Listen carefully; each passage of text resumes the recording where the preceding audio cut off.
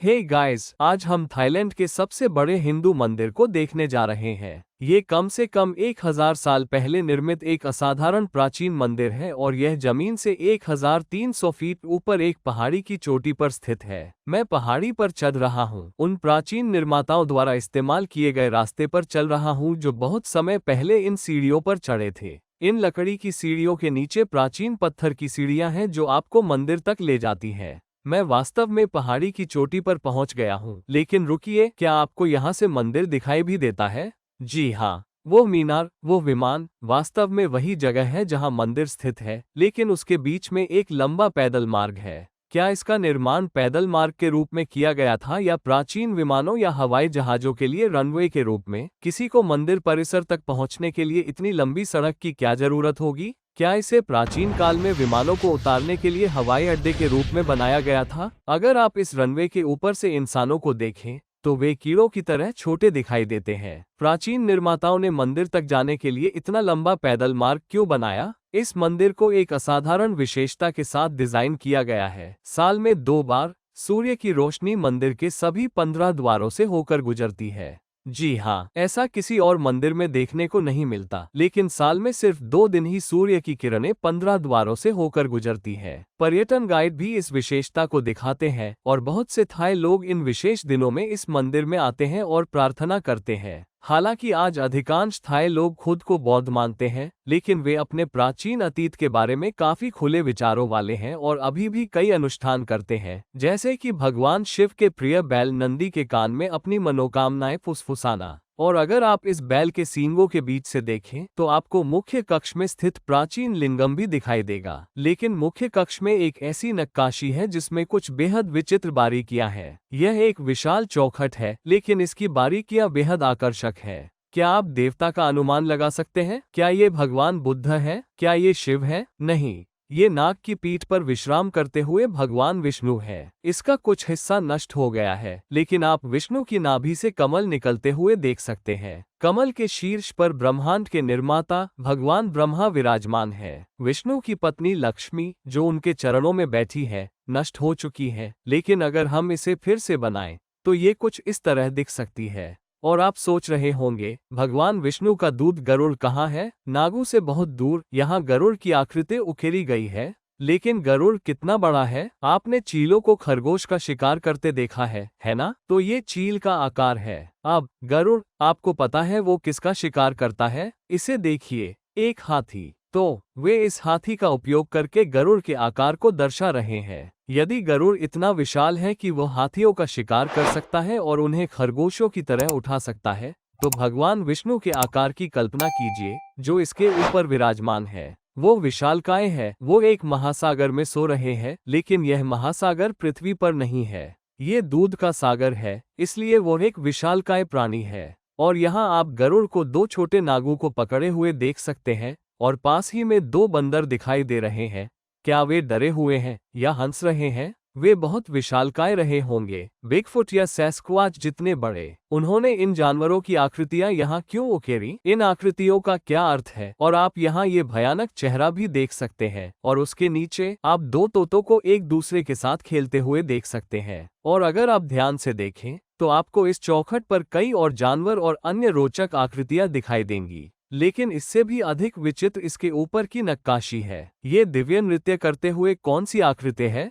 भगवान शिव। उनके केशविन्यास को यहाँ अत्यंत सुंदर ढंग से दर्शाया गया है। ये शिव की जटाओं का थाई संस्करण है। यदि आपने भारत में शिव के दर्शन किए हैं, तो उनके जटाएं उनके दिव्य नृत्य के दौरान चारों ओर लहराती है, लेकिन शिव की जटाओं का थाई संस्करण काफी अनोखा है। थाई लोग अपनी मौलिक फैशन समझ के लिए जाने जाते हैं, लेकिन शिव और विष्णु की ये 2 मूर्तियां जो एक दूसरे के ठीक बगल में बनी है, इतिहासकारों के सिद्धांतों के बिल्कुल विपरीत है। क्यों?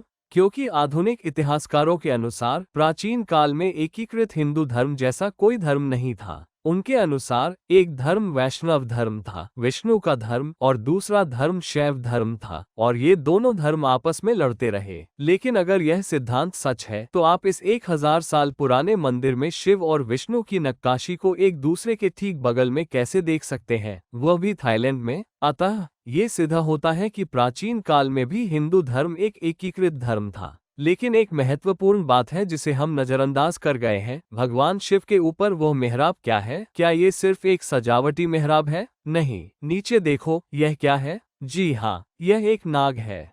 यहाँ नाग का सिर और शिव के ऊपर बैठा हुआ नाग का शरीर दिखाई दे रहा है। लेकिन यहाँ एक महत्वपूर्ण बात है, यह एक नाग नहीं है, दो नाग एक ही शरीर साझा कर रहे हैं। जी हाँ, बीच वाला शरीर तो एक ही है, लेकिन दो सिर हैं। असल में 10 सिर हैं, क्योंकि प्रत्येक छोर पर 5-5 सिर दिखाए गए हैं। लेकिन ये दोनों नाग एक ही शरीर साझा कर रहे हैं। आपको शायद यह एक असामान्य बात लगे, लेकिन अगर आपने इसी मंदिर में नागों के पुलों के बारे में मेरा पिछला वीडियो देखा है, तो आपको वही बारीकियां नजर आएंगी। नाग पुलों पर बने चित्रों में दो अलग अलग दिशाओं में इशारा करते हुए सिर दिखाई देते हैं, लेकिन शरीर एक ही है। और आपको लग सकता है कि यह सिर्फ मूर्तिकारों की कल्पना है, लेकिन वास्तविकता में दो सिर वाले सांप वास्तव में मौजूद होते हैं। इस स्थिति को डाइसेफ्लिज्म कहा जाता है और ये दुविधा और संज्ञानात्मक असंगति का एक उत्कृष्ट प्रतीक है।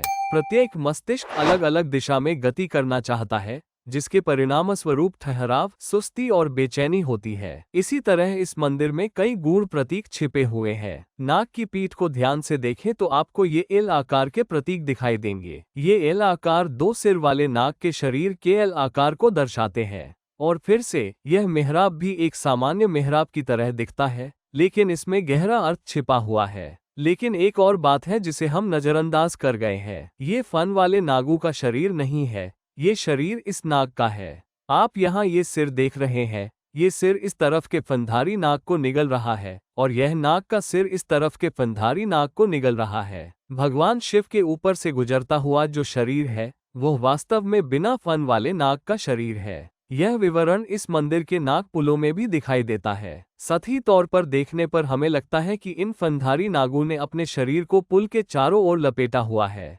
लेकिन नहीं, ये नाग इन फनधारी नागों को निगल रहे हैं और यह शरीर इसी का है, फनधारी नागों का नहीं। फनोम रंग मंदिर न केवल थाईलैंड का सबसे बड़ा हिंदू मंदिर है, बल्कि यह सबसे रहस्यमय मंदिर भी है। मंदिर परिसर में कई छोटे छोटे मंदिर हैं और उनके अंदर आपको बहुत सारे प्राचीन लिंगम देखने को मिलेंगे, लेकिन उनमें से अधिकांश नष्ट हो चुके हैं। इस मंदिर की मुख्य संरचना में भी कई अंधेरे कक्ष हैं और फिर से हर अंधेरे कक्ष के अंदर आपको कई विचित्र लिंगम दिखाई देंगे। यहाँ आप योनि या आधार देख सकते हैं जिसमें लिंगम नहीं है, क्योंकि लिंगम नष्ट हो चुका है। इसके केंद्र में एक वर्गाकार छेद है जिसके बीच में 4 लंबवत रेखाएं हैं। यह महज एक उदाहरण है, लेकिन हम पूरे मंदिर में विभिन्न प्रकार के लिंगम देख सकते हैं, मानो प्राचीन निर्माता विभिन्न प्रकार की सामग्रियों का उपयोग करके विभिन्न प्रकार के लिंगमों के साथ प्रयोग कर रहे हों। मैंने आपको पहले ही एक पिछले वीडियो में दिखाया है कि कैसे उन्होंने 9 अलग अलग जड़ी बूटियों से बने नवपाषाणम से बना एक लिंगम बनाया था और इसे एक जटिल निस्पंदन प्रणाली के साथ इस्तेमाल किया था।